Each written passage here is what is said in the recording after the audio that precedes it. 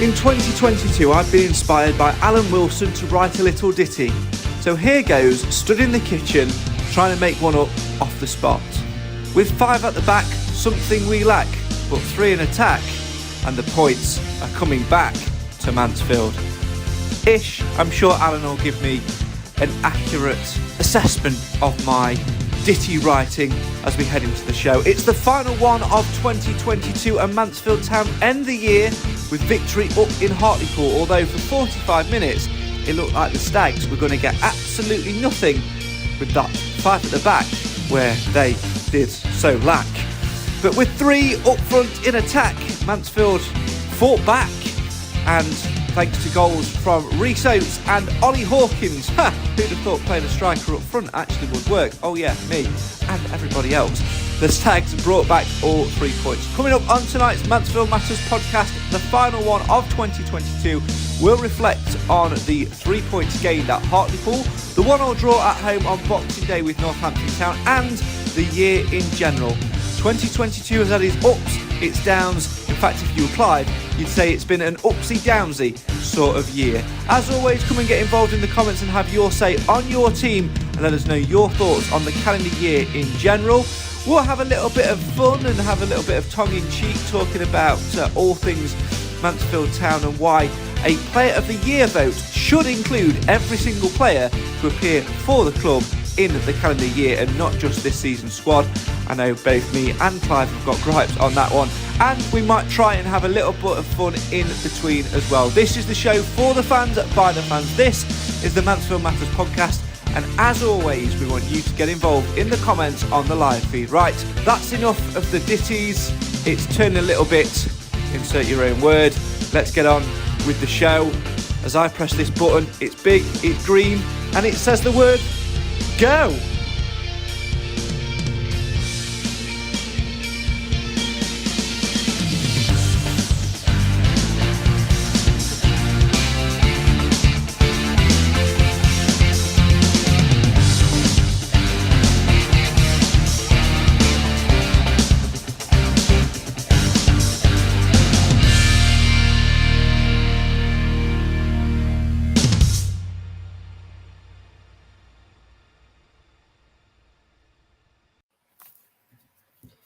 From unbeaten sequences and riding the wave to Wembley, to heartbreak and to new squads and to new beginnings, Mansfield Town have had one hell of an upsy-downsy ride in 2022, and yet there's more to come just around the corner as a new year is about to dawn. We've ended the year on a high thanks to a come-from-behind victory at Hartlepool last night. Rhys Oates and Ollie Hawkins on the score sheet. That's what happens when you play strikers in striking positions. More on that later on in the show, but firstly, welcome to the Mansfield Matters podcast. Hello, good evening, good morning, good afternoon, whenever it is you're watching or listening to this. It's great to have you with us. Thanks for sticking with us throughout this calendar year. Let's make it a special one. Joining me, Craig Priest, to talk all things Mansfield Town this evening. Let's say hello and good evening to Mr. Clive Parkin. Good evening. Hello, Craig. Good evening, everybody. Let's say hello to the voice of the Stags, Mr. Alan Wilson. Good evening, Craig. Good evening, everybody.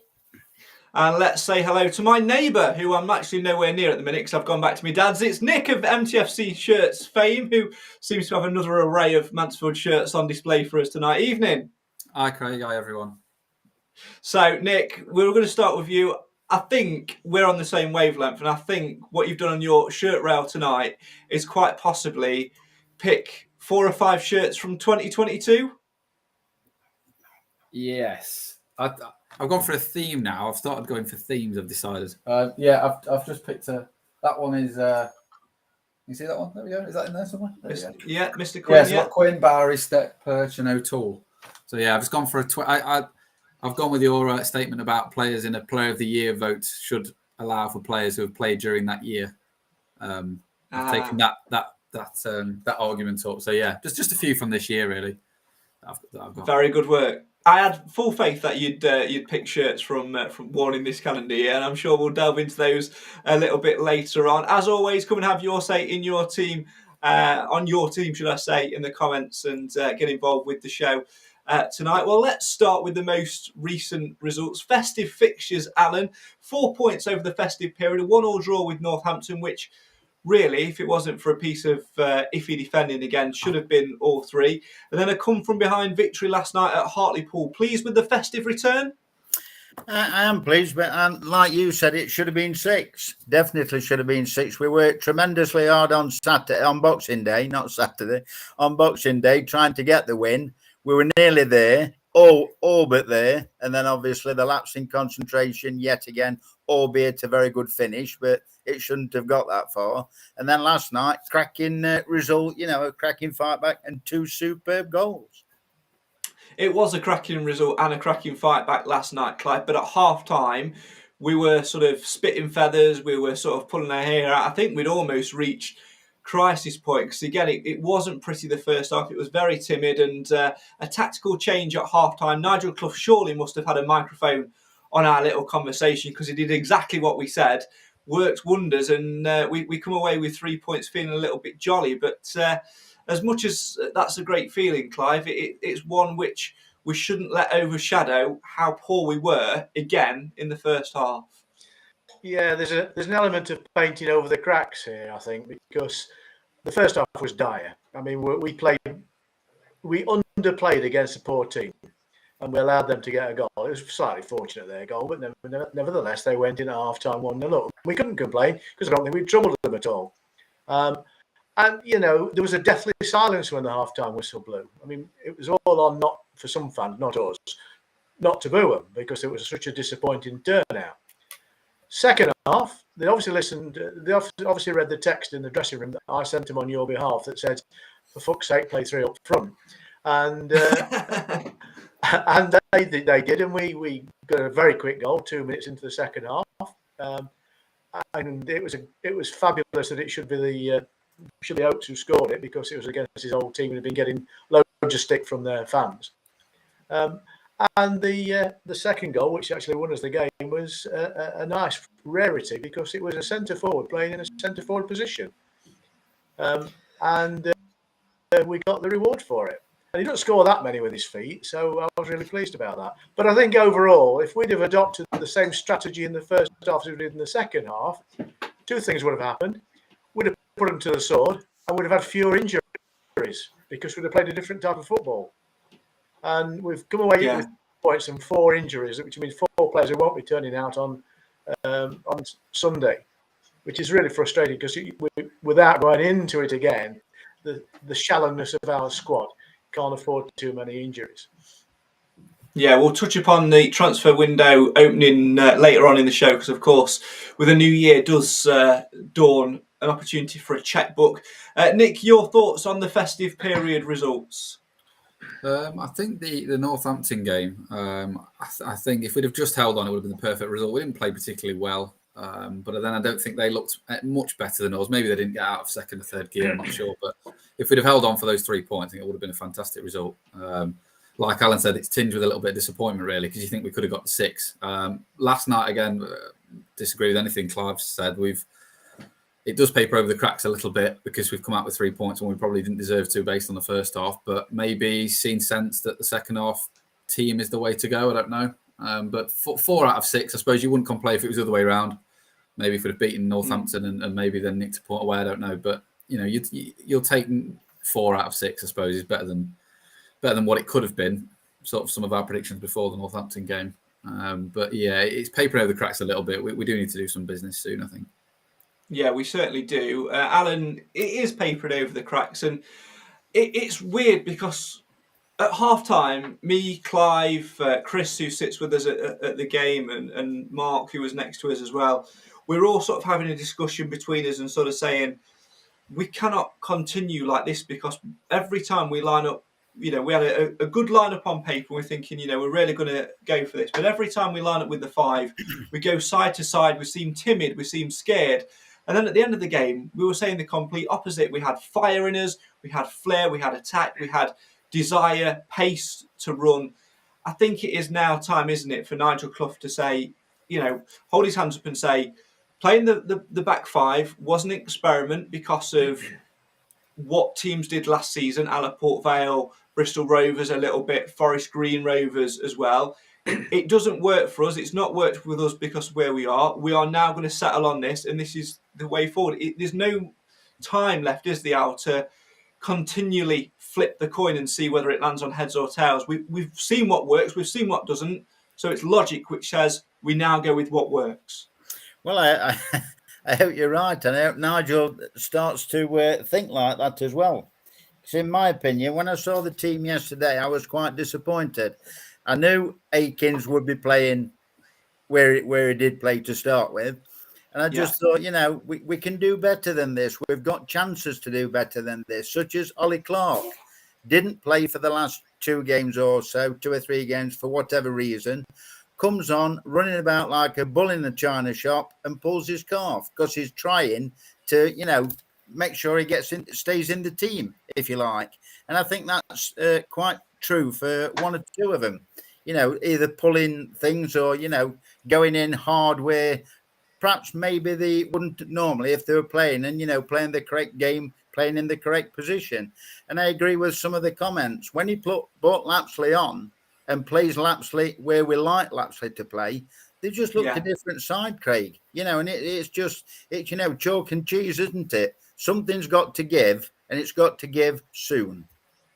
I honestly could not believe the difference. We make a couple of substitutions through necessity and injuries. We change shape, and it is completely different. It is like watching 2 teams, and that's baffling for where we are at this stage of the season. Let's delve into some of your comments then and see where we are. As always, come and have your say on your team. If I gloss over a few of them, it's because they're similar or we've already covered that point in the show. But please do keep them coming in, and don't forget to interact with us on social media as well. Roger says it's definitely all to play for after the ups and downs. Adam says Northampton, I was 4 minutes from getting double points on the predictions. #gutted. Then couldn't hope for a second goal as Alan would have doubled up. Mixed Mansfield emotions. Stop thinking about that, because honestly, after the 2 fixtures, it has changed dramatically. More on that later on. Roger says the Northampton game was not pretty, but Stags nearly pulled off a great result. Pinnock puts a great cross in, and Hoskins buried a brilliant finish. Hoskins, striker, that's the joker in their pack. Richard says played 3 up fronts against Hartlepool and Lapsley in central midfield in a roaming role. Suddenly Lapsley is creating and Hawkins is winning headers in the right areas and getting on the end of crosses. We need a tall, pacey defender so Hawkins can go up front. Oates and Swan's pace will cause defenders problems, and with Hawkins' height, he will win a fair share of knockdowns. Let's stay on that point, Clive, because that's one of the things we were talking about a lot last night. Last season, we've spoken about it in dribs and drabs. Last season, it was a necessity for Ollie Hawkins to play centre-half, and we didn't necessarily need him up top. It's become apparent this season that the opposite is now true. He doesn't need to be playing centre-half. You've got O'Toole scratching his hair, thinking, I need to get my hair cut. I mean, I need to do something to get back in the side. Perch, up until last night, thinking, what have I got to do to get a start? Cal Gordon, another one as well. That we've got so many options back there that we don't necessarily need him. He goes up front with Will Swan, a hungry young striker, one side. Rhys Oates, a striker who's still young, still hungry, coming back from injury, the other side. And all of a sudden, you've got a 6-foot-something centre forward, winning flick-ons left, right and centre, and 2 pacey men who can spread the game and take shots and take defenders on, and it completely changes the game. When he's on the team sheet now, for me, Clive, the only position that he can be playing is attacking and not defensive, because likewise, we saw a little bit last night, didn't we? We got the goal, 2-1 up, and with 8 to 10 minutes left, he drags him back, and all of a sudden, we're on the ropes again because we have no outlay. He is the outlay. I think it's Clough's natural disposition is to defend a small advantage or to avoid at any price conceding and therefore not getting the point you start with. It's so negative in my opinion. I don't profess to be as experienced as he is as a football manager. I have to respect that. But I'm not on my own. We can see that our best formation is really the one that he prefers. And playing 3 with 2 wing backs relies on really good people doing their job properly, reliably. And we've leaked goals consistently playing that format, not just this season, but in last season as well. Therefore, if you're going to play that, you've got to have the confidence to score at the other end. And that's where it's fallen down. And the games we've lost by the odd goal, it's frustrating. So, it was a breath of fresh air when they came out and played a 4-3-3. But I think it was under sufferance. I don't think he got any choice. Otherwise, he'd have found a reason not to do it. I mean, his preferred method is to have one striker and someone sat behind him. So, in other words, 1.5. We like double that. And certainly, you wouldn't want to put Ollie Hawkins up there on his own because he needs some fast legs around him. And last night in the second half, he had just that. He had Oates and Swan. I thought Swan had a really good game, actually. His contribution to the game was not to be ignored. The headlines are going to go to the 2 goal scorers, I'm sure. And I think one of them, on merit, wins the man of the match, which I think is Ollie Hawkins. And I don't give that plaudit away very easily where Ollie's concerned, because he normally plays well and then gives some stupid thing away. But he didn't last night. But I've forgotten what your question was now, but it seemed like a fortnight ago. But yes, if I had my way in a very simple world where Clive's rules are always very simple, 4-3-3 every time. One of the things someone said to me last night, Nick, was, someone asked me, do you think that our hand is being forced to play the 5 at the back with wing backs because we're overloaded with midfielders? There's a bit of that. I think the main reason Clough plays 5 at the back is because he doesn't trust the defenders that he's got. He clearly doesn't trust O'Toole because he never plays him. Perch comes on for 10 minutes and looks like, he plays like me. He's been terrible when he's come on. And I think and it's very much the Southgate last year of England factor, is he didn't trust that he had enough good English centre-backs, so he just played 3 of them because he thought, well, at least if I've got an extra one there, it might be a bit better. But we look so much better with 4. And I think that the 5 is the midfield bit. I get he does always like to play 3 in that centre of midfield, but with the 4-3-3, he could do that. So it's an excuse to a point, but I think he could still do it. The main point for me is that if you put yourself in the shoes of an opposing centre half, would you rather have Rhys Oates up there on his own to deal with, or would you rather have Hawkins, Swan, who's got the best or second best goals to get minutes ratio in the league, and Rhys Oates? You'd snap your hand off if you just saw the team sheet and you just had Oates up front on his own. I think sometimes we don't realise how actual competent we are going forward, and the better when we attack, we play a lot better. But yeah, I can't quite understand that. I think it is just because he doesn't trust the defence. You take Hawkins out of there and he doesn't trust what's left apart from Harbottle. I don't think he trusts them. That's a good point, Alan, because, whenever Harbottle's fit, he's sort of in there and just sort of solidify it, ding, ding, a little bit. But if he doesn't trust the defence, then, why is he not, or why has he not previously delved into the transfer window? I think we might have a lot of questions answered over the next 4 or 5 weeks. Well, hopefully, because he said in the interview last night, didn't he, that, he'd got 3, he was pursuing 3 targets, and now Gale is injured for 6 weeks as well.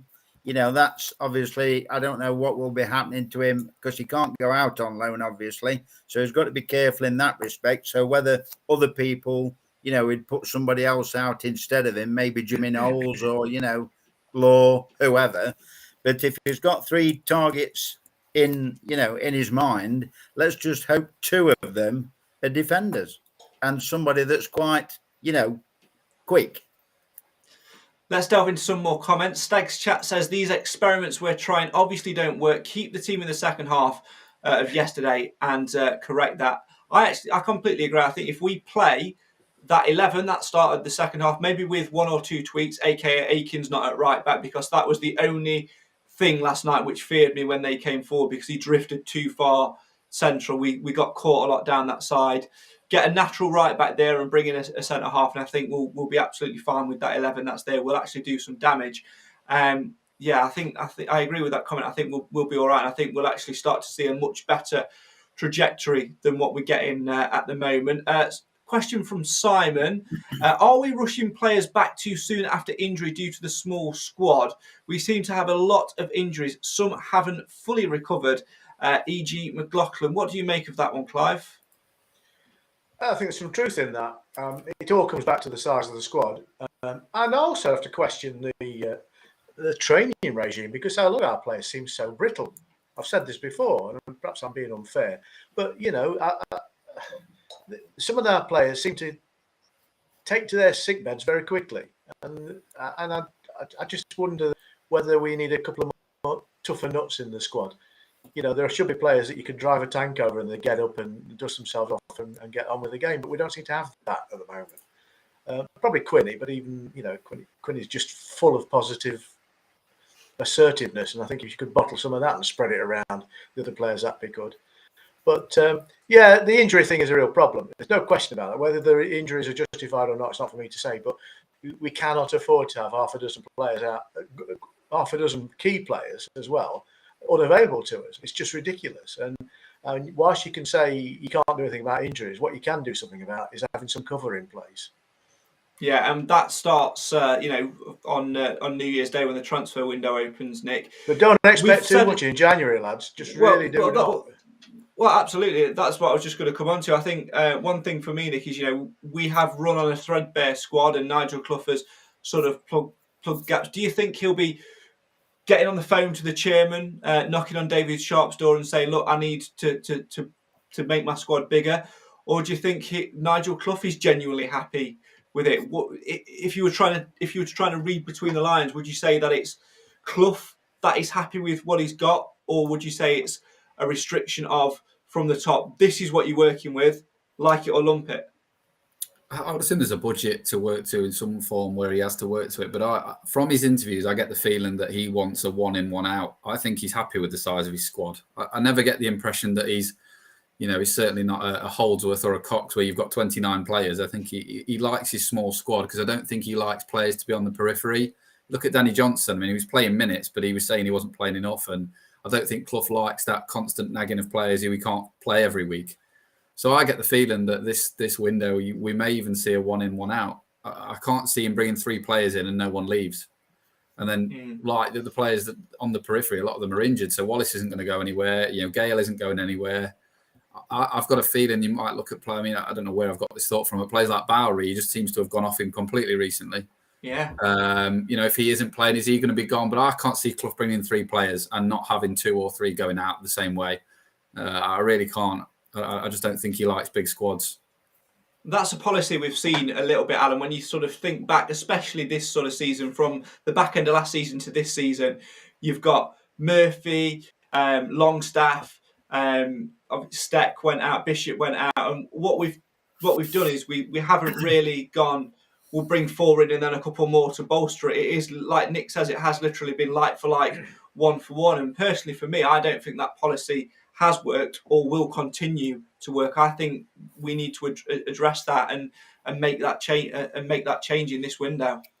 I think it all depends who his targets are, Craig, and what positions they are playing in. I think we'll probably need another striker. We know he's going to need another defender, and whether it's possibly a right back who's somebody who's quite competent at right back, because Kel Gordon is very good going forward, but I think his defensive qualities sometimes let him down.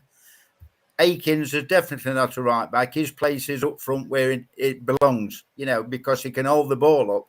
I mean, against Northampton, we were crying out for Akins to play. Somebody actually holding the ball up, because it was coming straight back every time. So, it all depends who his targets are.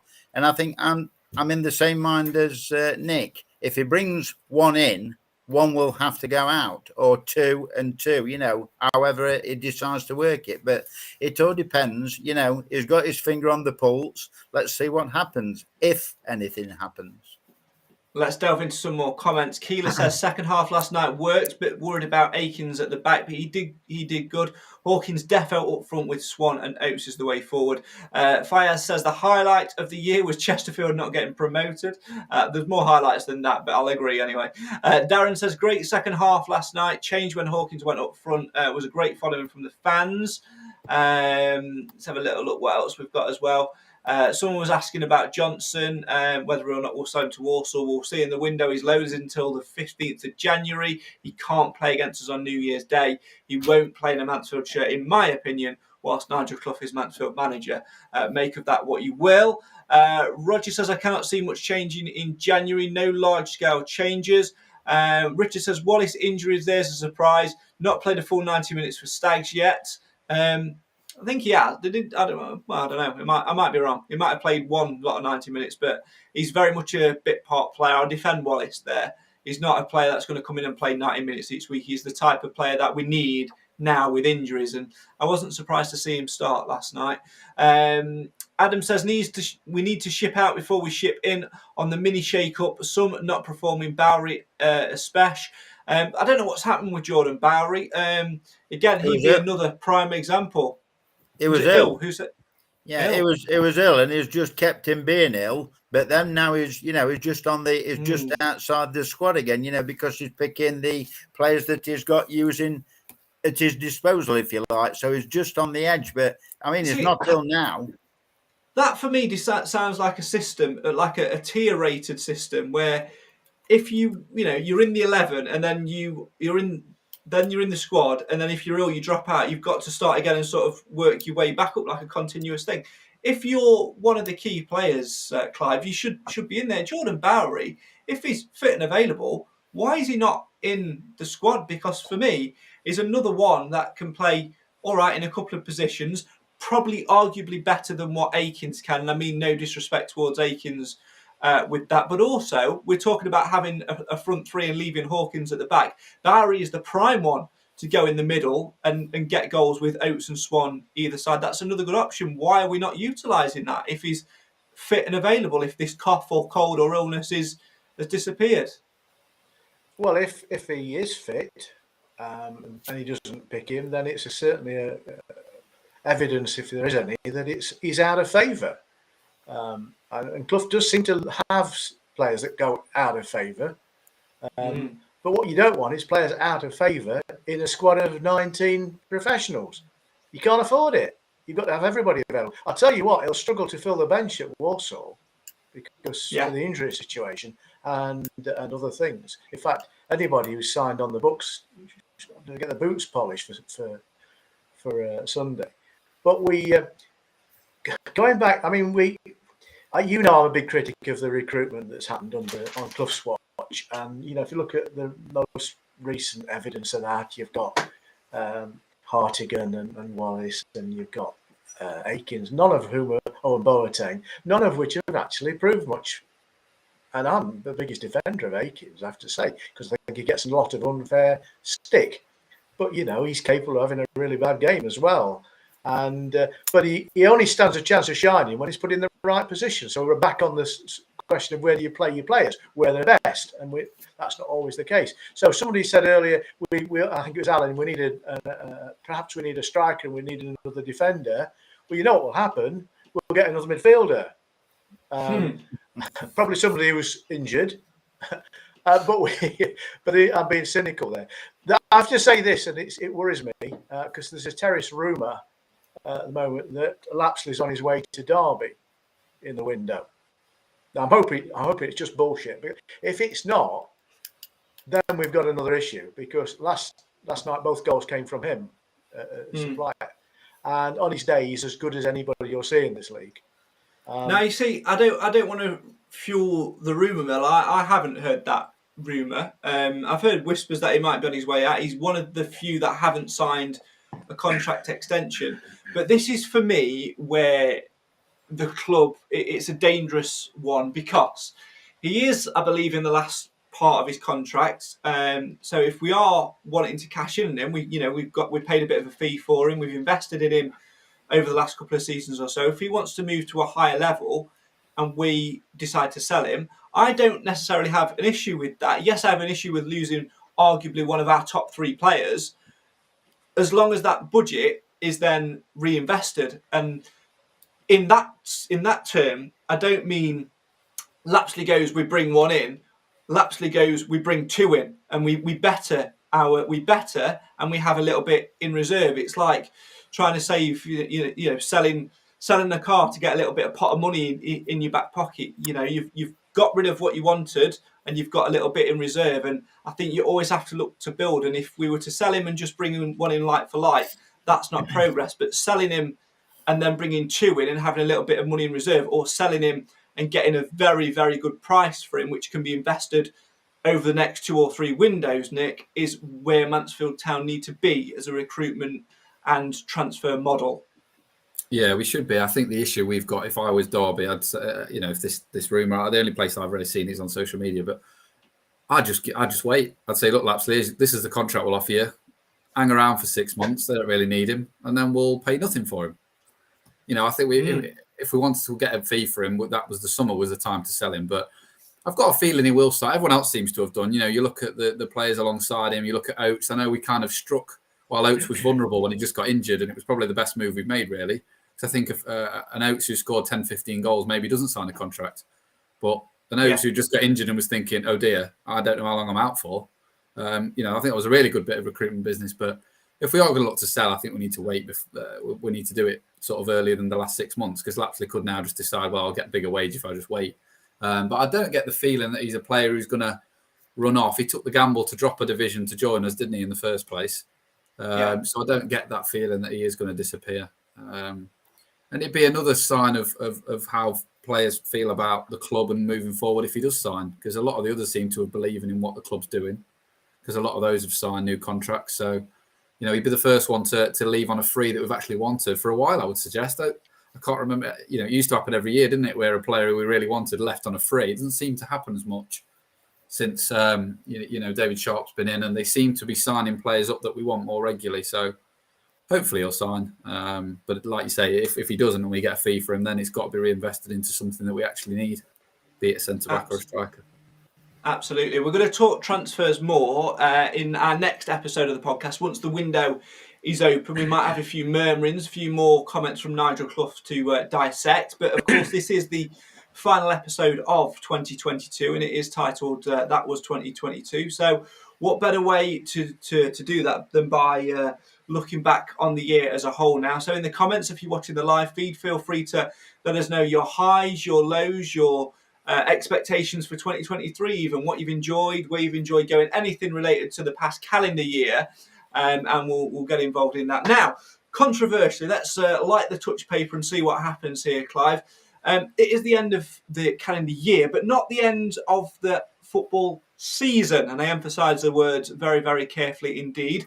Floating around at the moment on social media and on the club's website as well is the vote for Player of the Year. Now, if you are doing a vote for Player of the Year, surely every single player that has played a part in the calendar year, regardless of whether they're at the club now or not, should be eligible for the vote, yes? Yeah.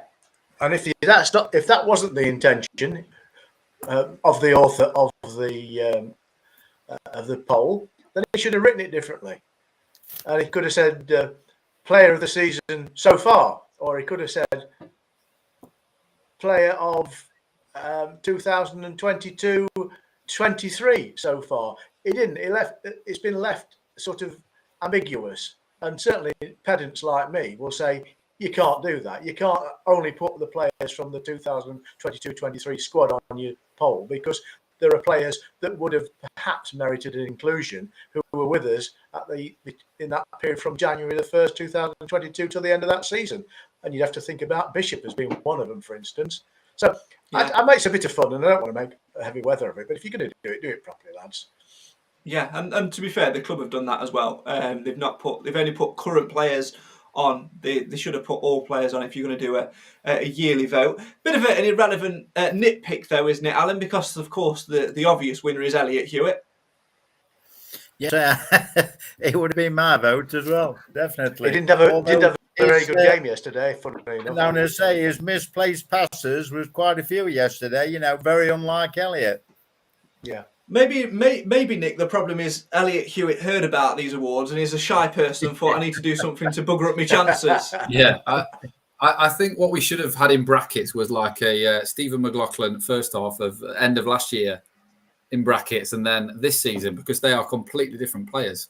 That vote is is a very strange one, as Clive points out. Some of the players for the last half of last season were unbelievable, and this year have been terrible. So I'm not quite sure whether, people would say Maka, but that would be purely based on January to May. It couldn't possibly be based on sort of August onwards. So yeah, it was a strange one to then not see the likes of Bishop, etc. I mean, Oates was the same, wasn't he? Oates, if you'd have ended it in May, Oates could have very well been the winner of quite a lot of people's. Oh, yeah. But now, if you base it on August to now, you'd be crazy to vote for Oates, wouldn't you? You wouldn't give him a look in. So, very strange poll. I find it a very weird, concept. Is it just a case of a slightly journalistic desperation at this time of year? I don't know.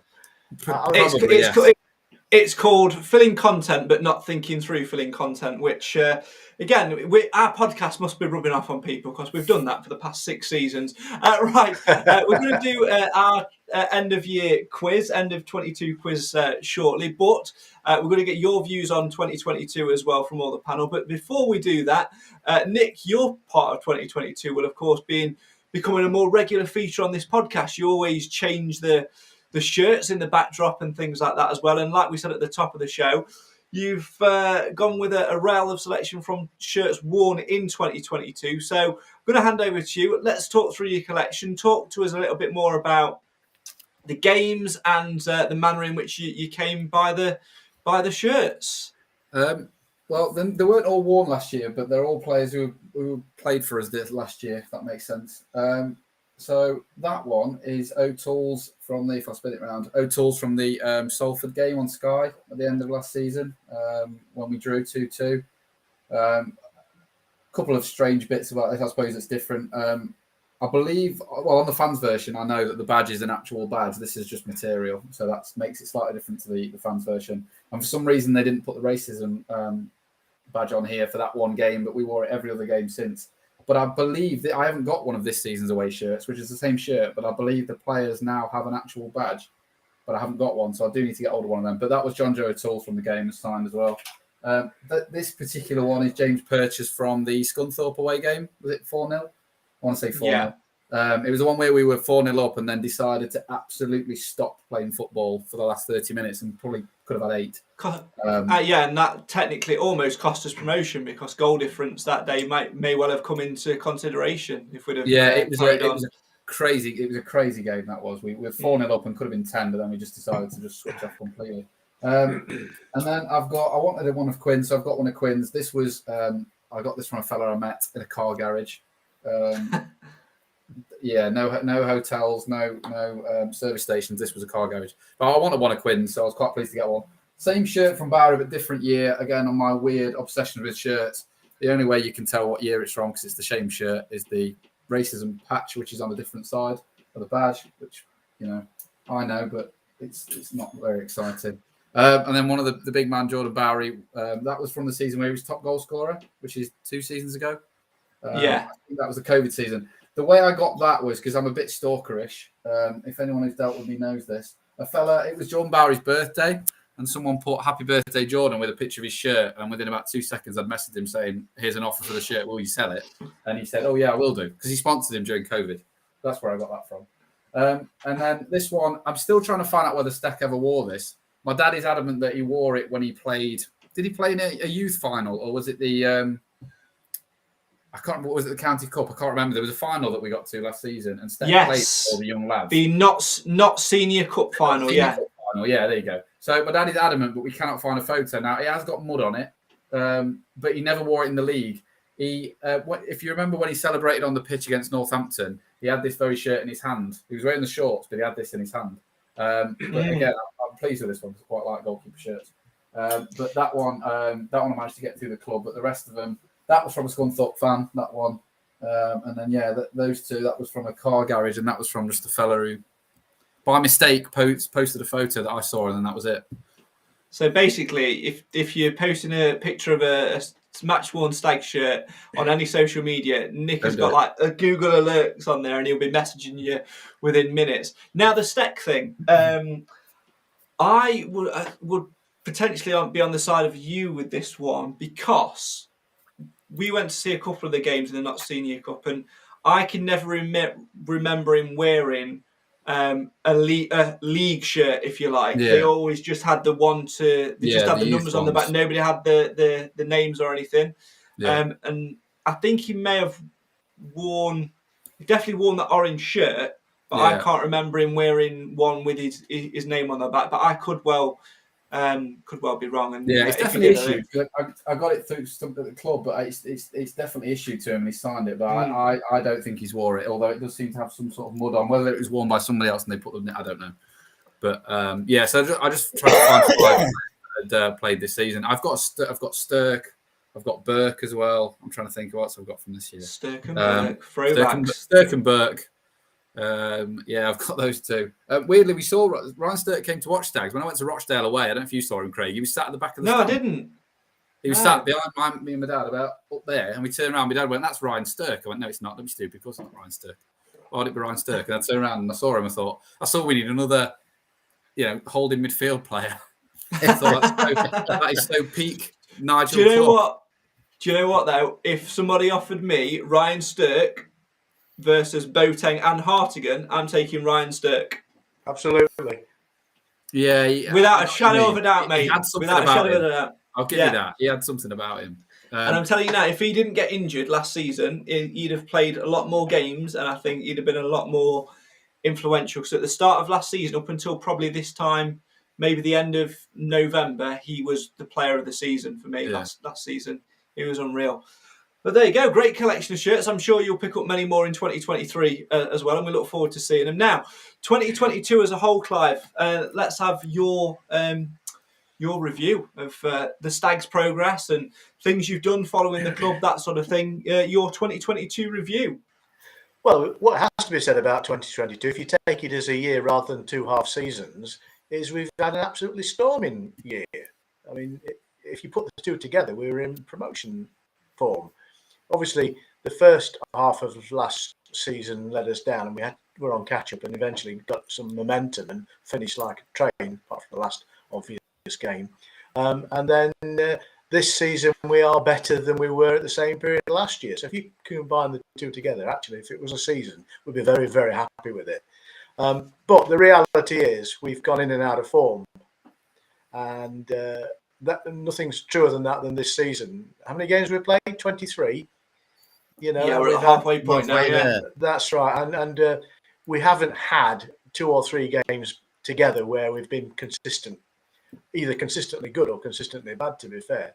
And the fact that we are not playing as well as we would hope they should be playing and know they can play, and we're still in a fairly solid playoff place is very good news. And I think I turn into 2023 off the back of 2022 more confident than I entered 2022. So that's despite all the criticisms that I and others about recruitment and about injury-prone players and Clough's negativity and all that sort of stuff. Generally speaking, 2022 was a good year, and you write it off in any other way. It'll be one to look back on with fondness, I think, Alan, more than anything else. A brilliant start, such trajectory to get to where we got. There were a few iffy games, a few iffy moments, but it gave us a trip to Wembley. We were so close to sealing promotion to League One. And, despite us not playing great this season in the second half of 2022, so to speak, we are in a good position. It's certainly one we'll look back on if we were sort of writing a letter to ourselves in the future with more fonder memories than otherwise. Yeah, I'd agree with that, Craig. I wasn't lucky enough to get to Wembley for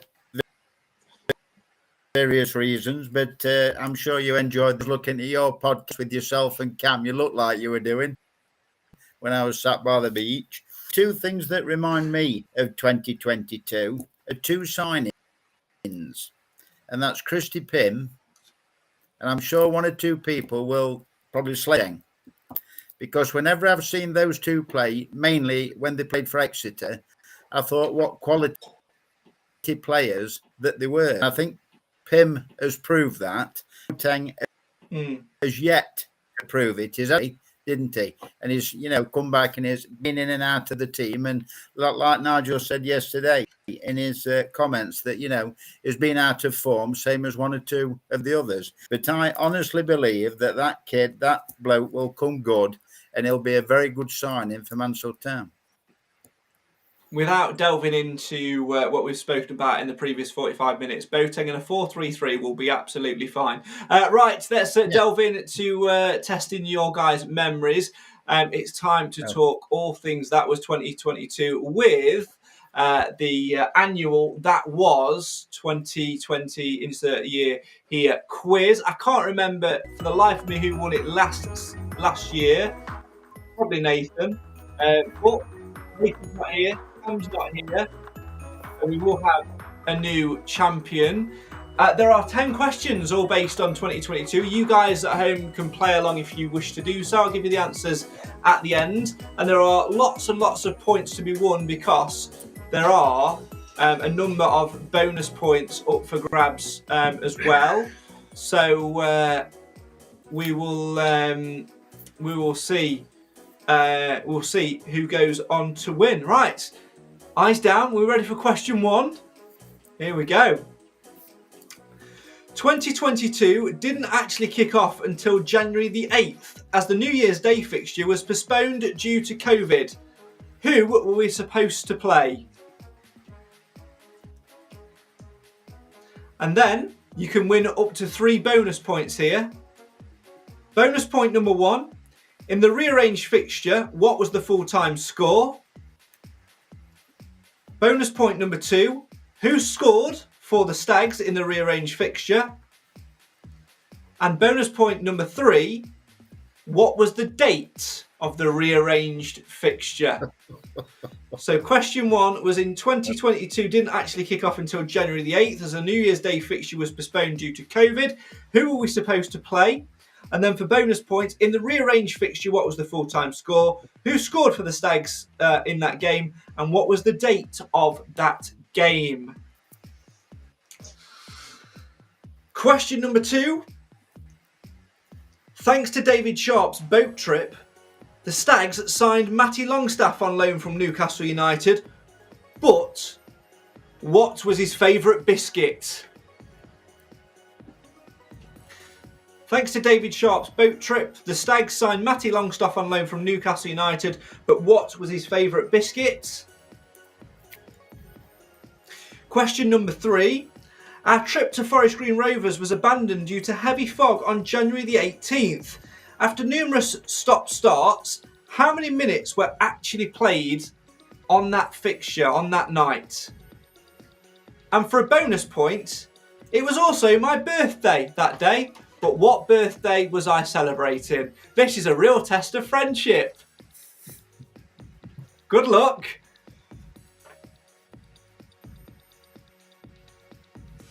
So question 3, our trip to Forest Green was abandoned due to heavy fog on January the 18th.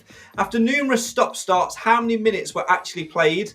And for a bonus point, it was my birthday that day, but which birthday was it? How old was I? Okay, I'm going to give you a little bit longer on the next question because there's lots of bonus points to be won for question 4. A goalless draw at Harrogate ended a winning run of how many league games? A goalless draw at Harrogate ended a winning run of how many league games? And then, for bonus points, name the fixtures and the results. So you get 1 point per correct fixture and 1 point per correct results. I'll give you a couple of minutes to do that. And whilst they're doing that, I just wanted to say to you guys at home, obviously 2022 with the podcast, we've seen a great growth in you guys listening and watching and getting involved. So thank you so much for doing that. And thanks to also as well for sticking with us in the latter part of 2022. You know, we're under no illusions that the first part of 22 was due to a couple of things.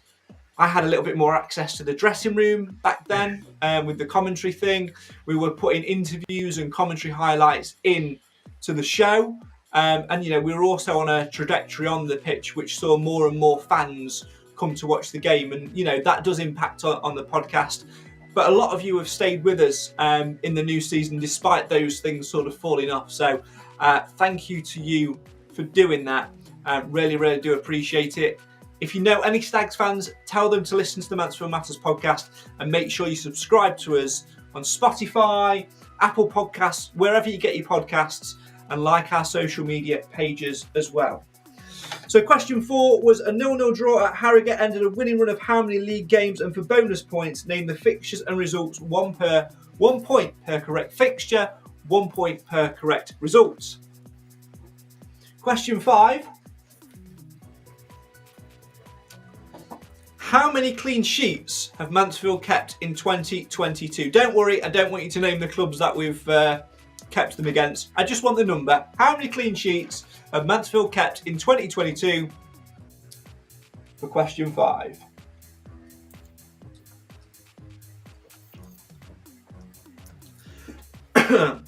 Question 6, get your tissues ready.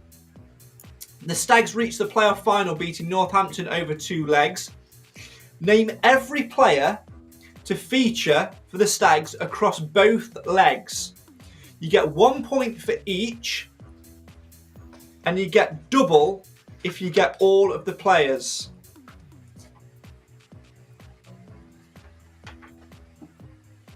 So the Stags reached the playoff final, beating Northampton over 2 legs. Name every player to feature across both legs for the Stags. Let's read out a couple of more of your comments whilst we're doing that.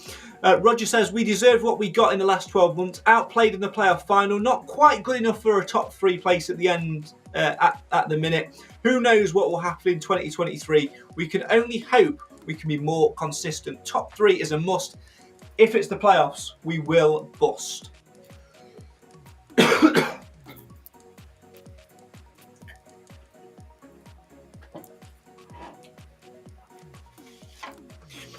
Question 7.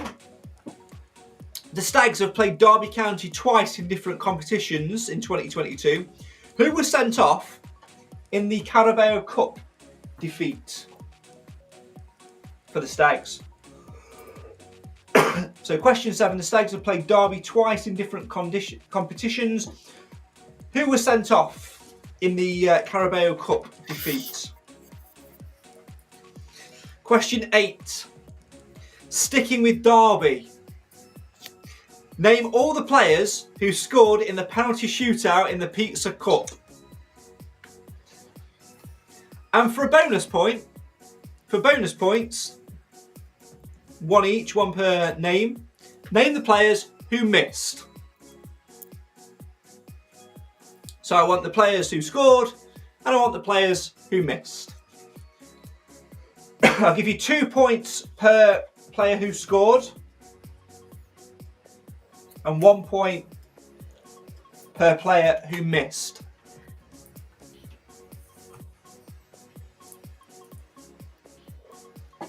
A reminder as well that the next Mansfield Matters podcast will be after the Warsaw game. Make sure you stay tuned to our social media for all the details you need on that one. Question 9 in the end of year quiz. In 2022, how many times have the Stags played away at Barrow? In 2022, how many times have the Stags played away at Barrow?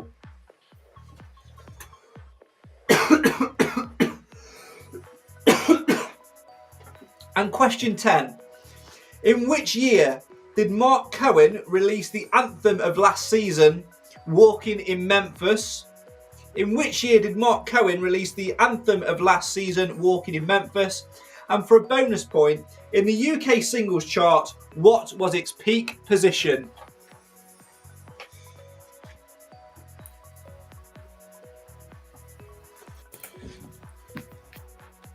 The only one Do any of you... That's the biscuit question. Well, there you go. Does anyone need me to run through the questions, or you're happy with what you've got? No and no. It won't be a problem, Craig, I can assure you. Well, let's find out, shall we? Yeah. It's answers time. In 2022, it didn't actually kick off until January the 8th, as the New Year's Day fixture was postponed due to COVID. Who are we supposed to play, Clive? Stevenage. Incorrect, Alan. Crawley. Incorrect, Nick. I put Scunthorpe, but I've got no clue. It was Rochdale. Oh. There were some bonus points to be won, though. Oh, In the can you have rearranged bonus points if you don't get the answer right? Doesn't matter, because you could still get the answers right for the bonus points questions, can't you? I suppose so. Exactly. And the first one was, in the rearranged fixture, what was the full-time score? It was a 1-0 win. Didn't even attempt to guess that. I guess right. Who scored for the... So you get a point, so what are you moaning at now? Who scored for the Stags? It was Jordan Bowery. Yeah. Quality. Unbelievable. And the date of the fixture was Tuesday, the 22nd of March. Oh. Now, if you've got that right, Clive, you've Googled it. I haven't got the month right. Never mind the. Why am I not surprised? I've Well, got Nick, nothing. you were confident with this one. Question 2. Matty Longstaff's favourite biscuit was? I think, was it custard cream? It was the custard cream. Give that man a point. Question 3. This is going to test some friendships. Forest Green abandoned due to heavy fog on January the 18th. How many minutes were played, Alan? Was it 4? It was 4. Well done. Clive. Yeah, I said 4. Clive, it was my birthday on the day, but what birthday was I celebrating? 63. That's me, Can I- Clive. Can I have a second guess? 30. No. No, you cannot. Nick, what did you I put said for it? 27. Me and you can be friends, but you are wrong. Alan, I'd actually got 24. really? Yeah. Yeah, I'll I have think you these. wrote 25. I was there. It was 63, Alan. No, I know. When I wrote it, I thought I'm a little bit out, but I'm sticking with 24. I'm not. Are you going to give geeky. it to the nearest, dear Craig? Oh, here we go Right. again. Oh, no, I'm Right. that's wrong. asking. I'm asking. Right. That's everything Right. that's wrong with this quiz. What did you write down, Clive? 30. Nick, what did you? I wrote 27. You know what I wrote? Alan? 24. Yeah. Alan wrote 14. He's trying to win some points. I'm not going to give it to the nearest. No, it was 31. I wanted it on the nose. 31. Yeah. I was the answer. accept that because the quiz compiler's word is final. However wrong it is. So just write it down while you're there. 18th of January, 32nd birthday. Birthday cards accepted. Preferably be cashing them. Question 4. A goalless draw at Harrogate ended a winning run of how many league games, Nick? I wrote 5. 'Cause I can only Alan? remember 9. Clive? 6. 8 was the correct answer. Oh. And the clubs we were looking for a bonus point, 1 No. point per correct club, were Crawley, Carlisle, Salford, Hartlepool, Swindon, Walsall, Barrow and Leyton Orient. Oh, I'm happy with that. Got 2. I got 4. Well done. And the results, and you do have to match these to the game. Crawley You was a get 2-1 that. win. Do you get a point for each result? Yes, you do, yeah. Crawley, 1-2-1. Carlisle, 1-0. Salford, 2-1. Hartlepool, 3-2. Swindon, 3-2. Walsall, 2-0. Barrow, 3-1. And Leyton Orient, 2-0. Well done if you got them. What was Barrow? 3-1. And Orient? 2-0. Right, thank you. Question 5. How many clean sheets have Mansfield kept in 2022? Clive. 14. Alan. 8. Nick. 9. 19 is the correct answer. Wow. The Stags reached the playoff final for 6 beating Northampton over 2 legs. Name every player to feature across both legs. 1 point for each. You get double if you get them all. Nick, I'll let you go first. Name as many as you can. So I've gone 4. Longstaff, O'Toole, Bishop, McLaughlin, Hawkins, Oates, Lapsley, Quinn, Stirk, Hewitt, Gordon, Wallace. And then my memory decided to run out. Well, let's go through them. Bishop, Perch, O'Toole, Oh, McLaughlin, Maris, Longstaff, Quinn, Murphy, Bowery, Oates, Wallace, Stirk, Akins, Hewitt, Hawkins, Lapsley, Clark. Warden, if you got all of them right. 12. On to question 7. The Stags have played Is that- Derby sorry, twice. is that to- sorry, Craig, is that a point for each one you get? 1 point per correct player, and if you've Yeah. got them all, you can double your points. Yeah. No chance of that. So say, how many players have you got for doubling? 1, Dion 2, Dublin didn't 3, play. 4, 5, 6, 7, 8, 9, 10, 11, 12, 13, 14, 15, 16, 17 is you need. 2 off. Not bad. You've got advantage, question- Alan. You read them out. Yeah, but it's a long while Yeah, ago. she's- Isn't it? Oh dear. Question 7. The Stags have played Derby in different competitions. Who was sent off in the Carabao Cup? The answer was Jordan Bowery. Question 8. Sticking with Derby, name all the players who scored in the penalty shootout in the Pizza Cup. 2 points per correct answer if you got these names. Will Swan, George Lapsley, Elliot Hewitt, James Gale, Ollie Clark, Ollie Hawkins. 2 points Ooh. per player. Beautiful. 8. And if you I know Law said missed one. he did, who Yeah. else missed the other? 2 points for that, is it? 1 point for the players who missed. Okay. I can't think of other one. I know Law missed one. The other was Lucas Akins. Akins, yeah, I got that. Yeah. So 1 point for the ones who missed, 2 points for the ones who scored. In 2022, how many times have the Stags played away at Barrow, Clive? 3. Correct. 3 is correct. Yeah. And question 10. In which year did Mark Cohen release the anthem of last season, Walking in Memphis? The answer was, Nick, what did you put? Well, I think I'm at this disadvantage of being the only one who wasn't born when it came out. I went for 76, but I have no idea. Alan? I would have said 68. I've no idea. Clive? 76. Mark Cohen's version was released in 1991. Oh. I still wasn't born. Um, Oh, and well, for a bonus point in the UK singles chart, what was its peak position? The answer was 66. Can you believe it? 66. If it had been walking in Mansfield, it would have got higher, wouldn't it? Well, it's funny you should say that because Walking in Mansfield was a hit, was it not, Alan? it was indeed. Was it? Nick, you need to go on a little wormhole trip down our YouTube channel, my friend, and find Alan's expert version. I think I do. I don't know about It is genius. Right. Let's have a little look what we've got. So, Clive, add up your points and let me know what you got, please. Just doing it now.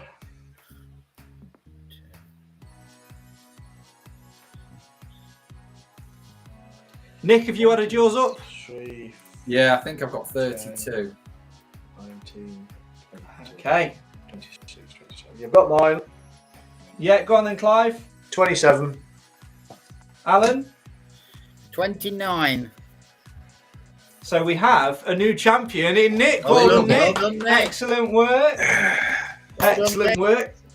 Alan, I'm going to give you a couple of minutes thinking time. I'm going to grey you out. You'll still be able to hear us, and I'll bring you back in when we need podcast predictions. But of course, I started the show tonight with a little ditty. I think it's only fitting, you being the ditty king, that you try and write a little on-the-spot ditty about 2022. So what I'm going to do is I'm going to put you into the new... About 2022 in general, and we'll let you say that at the end. So I'm going to pop you into grey for a second. You'll still be able to hear us, but we won't be able to hear you. So you can speak out loud and do whatever you need to do. Okay, so there we go. We'll pop Alan out for a second. Just give us a little thumbs up, Alan, if you can still hear us, so I know that you're still there. Perfect. We are going to move on very swiftly to podcast predictions because we do have a new leader now. Double points for December has really shaken up the podcast predictions charts. And for Warsaw, because it's 2023, we are going to do a 1 game only triple points. So treble points to be won. And we'll see who's going to go in a second. Here is the top 10 of the podcast predictions table. In 10th place is Nathan Edge, 25 points. Then it's Kiwi Stag and Kathy Holmes on 26. Roger King on 27. JS on 28, along with Alan Wilson.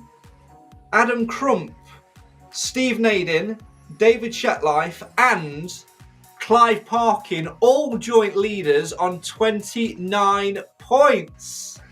Well done. I'm just outside the top 10 in 11th on 24 points. The Mansfield Matters leaderboard looks like this. Nick, you're bottom of the leaderboard at the moment with 5 points to your name. Cam then in 5th with 19. Me in 4th with 24. Nathan in 3rd with 25. Alan in 2nd with 28. And Clive leading the pack on 29. We've scored 130 points between us on the Mansfield Matters Mini League, and 485 points have been scored so far with everybody that has been playing. So thank you to everyone who has played along so far in 2022 with podcast predictions. It is now time to turn our attentions to all things Warsaw. Clive, you are the leader of the pack, so for triple points, let us know your prediction, if you please. It'll be a draw, 1-1, 60.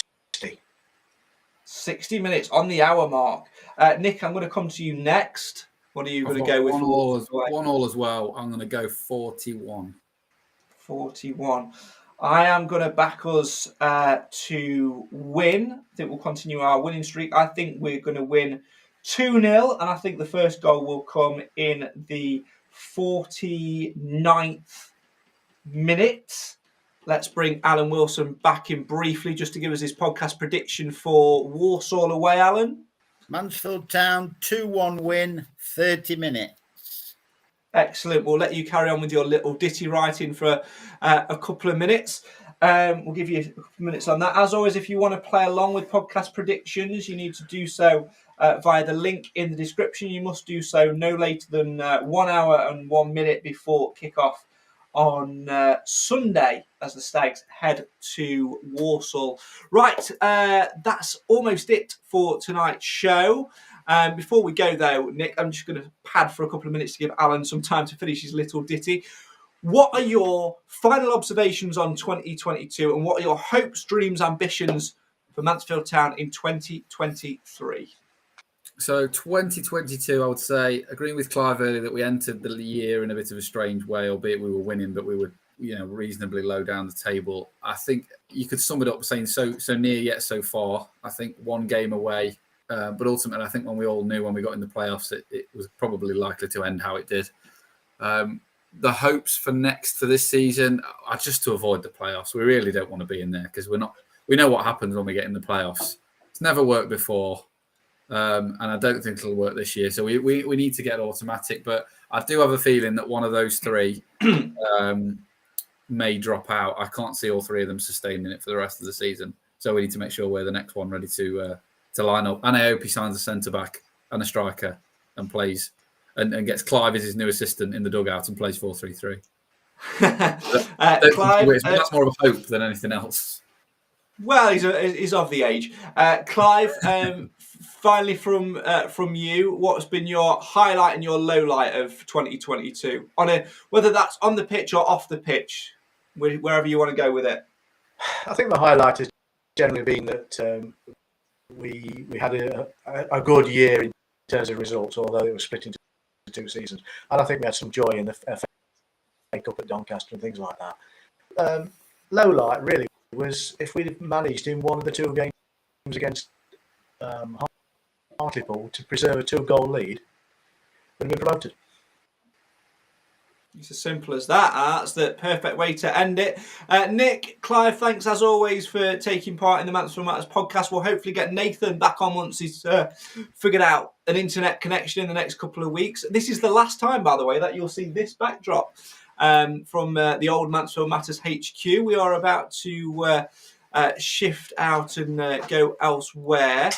We'll get Nick back on as well. Cam will join us at some point as well. But the final words of the Mansfield Matters podcast, uttered live, go to the man, the myth, the legend, the Ditty King, Mr. Alan Wilson.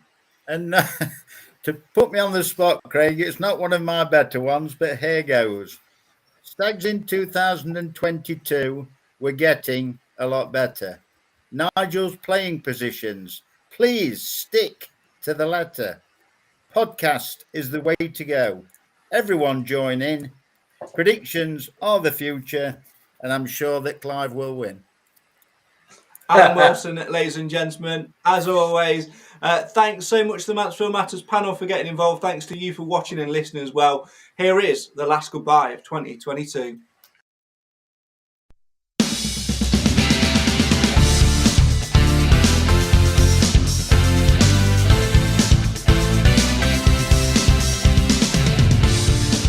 Well, that's all we've got time for on tonight's Mansfield Matters podcast. Thanks, as always, to the Mansfield Matters panel for getting involved, and, of course, to you guys at home for listening as well. Thanks also for your tremendous and phenomenal support throughout 2022. The podcast has grown and grown and grown, and as you know, my personal journey with doing the commentary at the start of the year, getting to the high of Wembley and then not being able to do commentary this season and dropping back down has affected me, but doing this podcast has really kept me going, so I just wanted to say thank you very much for that. Let's hope that 2023 can be a successful year and the Stags can finally get over the line and get into League One. I'm sure we'll talk much more about that in the new year as the transfer window opens, and much more in between. It starts on New Year's Day with a trip to Warsaw. Make sure you're following all of our social media channels to find out when we're next going to be live. And of course, don't forget to get involved with podcast predictions. The link that you need is in the description. That's it from me, from Nathan, from Cam, from Alan, from Clive, and from the honorary member of the Mansfield Matters podcast panel now. I think we need to get him a fully signed up membership card now, of Nick of Mansfield Town Shirts fame. Thank you for listening. Thank you for sticking with us. We'll see you again on the other side in a brand new year where we keep following the Stags. Why? Well, because no matter the year, no matter the date, no matter the time, no matter the division, Mansfield always matters. Goodbye.